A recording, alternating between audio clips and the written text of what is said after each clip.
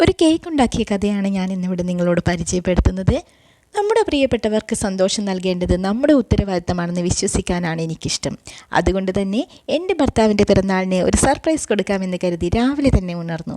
അങ്ങനെ വിലപിടിപ്പുള്ള ഗിഫ്റ്റുകളൊന്നും കൊടുക്കണമെന്നില്ല കേട്ടോ. പകരം നമ്മുടെ ജീവിതത്തിൽ നമ്മൾ അവർക്കായി സമയം കണ്ടെത്തുന്നുണ്ടെന്നും അവരുടെ സന്തോഷങ്ങളെ നമ്മുടെ സന്തോഷമായി കരുതുന്നുണ്ടെന്നും അറിഞ്ഞാൽ തന്നെ അവർക്കത് ഏറ്റവും വലിയ കാര്യമായിരിക്കും. നമുക്കും അത് തന്നെയല്ലേ വേണ്ടത്. ചെറിയ കാര്യങ്ങളിൽ സന്തോഷം കണ്ടെത്താൻ ശ്രമിച്ചാൽ ജീവിതം വളരെ ആയാസകരമായിരിക്കും.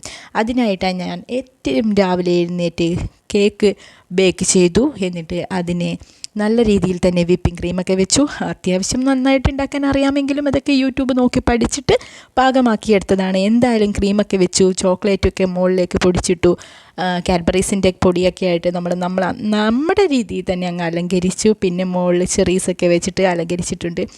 അദ്ദേഹത്തിന് വേണ്ടി എൻ്റെ കൈ കൊണ്ട് തന്നെ ഒരു കേക്ക് ഉണ്ടാക്കണമെന്ന് കരുതിയിട്ടാണ് ഞാൻ ഇത്രയും എഫേർട്ട് എടുത്തത്. ബ്ലാക്ക് ഫോറസ്റ്റാണ് ഉണ്ടാക്കിയത്. അതോടൊപ്പം തന്നെ ചെറിയ ചെറിയ അലങ്കാരപ്പണികളും ചെയ്തു. അദ്ദേഹത്തിന് ആർഭാടങ്ങളിലൊന്നും ഒട്ടും എന്താ പറയണ്ടേ സന്തോഷം അങ്ങനെ നൽകുന്ന ഒരാളൊന്നും അല്ല. പക്ഷേ എന്നിരുന്നാലും ഇത് അദ്ദേഹത്തിൻ്റെ ജീവിതത്തിലെ ഏറ്റവും നല്ല ബർത്ത്ഡേ ആയിരുന്നു എന്ന് അദ്ദേഹത്തിന് ഇതിന് ശേഷം എന്നോട് പറഞ്ഞപ്പോൾ എനിക്ക് എന്തെന്നില്ലാത്തൊരു സന്തോഷം തോന്നി. എന്ത് തന്നെയായാലും ഞങ്ങളെല്ലാവരും ഒന്നിച്ച് നിന്ന് കേക്ക് മുറിച്ചു.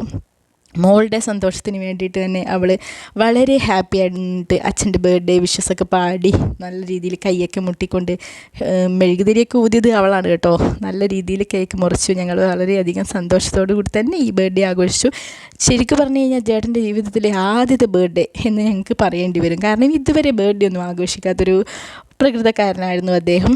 അതോടൊപ്പം തന്നെ മോൾക്ക് അവളുടെ ടൈപ്പിലുള്ളൊരു കുഞ്ഞു കേക്ക് വേണമെന്നുള്ളൊരു ആഗ്രഹവും കൂടി പറഞ്ഞു. അതുകൊണ്ട് തന്നെ ഞങ്ങൾ ബാക്കി ഉണ്ടായിരുന്ന കേക്കിനെ കുഞ്ഞു കഷ്ണമായിട്ട് മുറിച്ചിട്ട് വിപ്പിംഗ് ക്രീമും മറ്റു കാര്യങ്ങളൊക്കെ റെഡിയാക്കി അവളുടെ പാകത്തിന് ഒരു കുഞ്ഞു കേക്കും കൂടെ തയ്യാറാക്കി.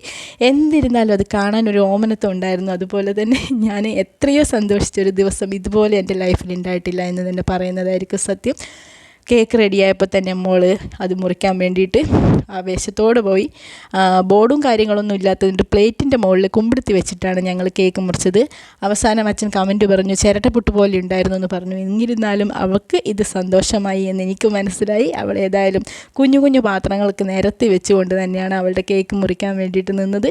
ഞങ്ങൾ തലങ്ങനെയും വിലങ്ങനെയും നിന്ന് ആ കുഞ്ഞു കേക്കിൻ്റെ ഫോട്ടോ എടുക്കുകയും ചെയ്തു. എന്നിരുന്നാലും വളരെ വളരെ വളരെ സന്തോഷമുള്ളൊരു ദിവസമായിരുന്നു ഇന്ന്.